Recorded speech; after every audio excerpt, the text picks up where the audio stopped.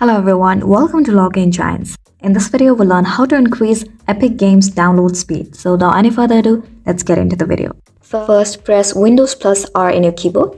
And now if you have not added this shortcut, then you can simply type down %app data % and then open it. With this, the roaming folder will open up. Now click back to app data.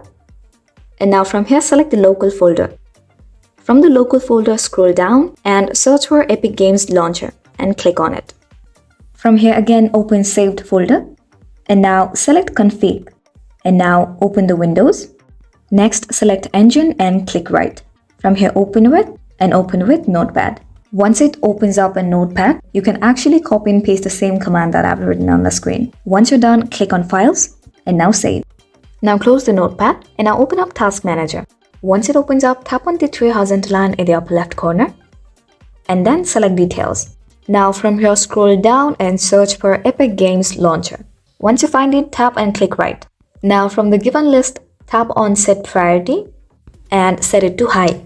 Now to apply the changes, select Change Priority option. And you're done. And once you do this, all the changes would be applied to your system. So if you find this video helpful, please make sure to hit the like button and subscribe to us for more helpful tutorials.